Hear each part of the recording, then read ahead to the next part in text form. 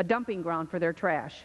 In fact, all of the municipal waste from the City of Toronto, 100% of it all, is carried across the border and dumped in our home state of Michigan. And I do not find this to be very neighborly. In fact, if you come to the Blue Water Bridge in St. Clair County, which is in my district, you can literally see sometimes, as far as the eye can see, these trucks lined up to enter into our country, just brimming with Canadian trash. They're obviously congesting our roads. They're clogging this very vital border crossing. They're tearing up our highways, and they are threatening the safety of our drivers. Pine Tree Acres, which is one of the largest landfills in Michigan, is in my district. It's in Lennox Township. And every day you can drive down Gratiot and you can see a mountain of trash that is growing higher and higher because of all of the influx of Canadian trash that's being dumped there.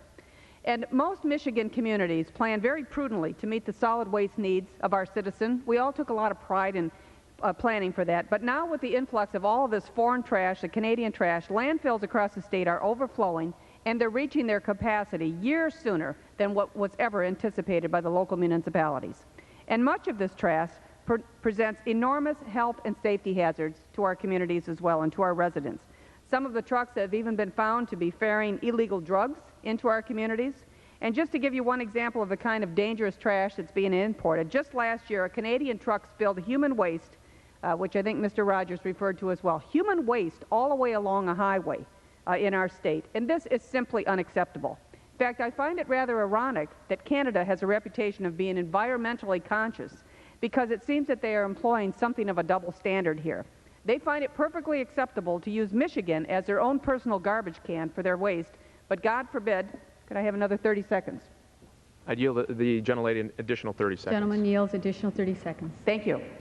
So they find it perfectly acceptable to use Michigan as their own personal garbage can for their waste, but God forbid that they would pollute their own environment and endanger their own citizens with this trash.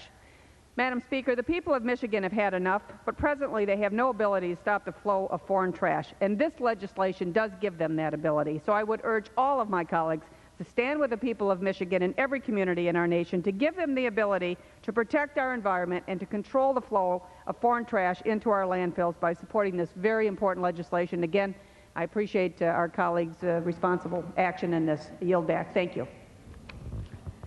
Gentleman from Maryland is recognized.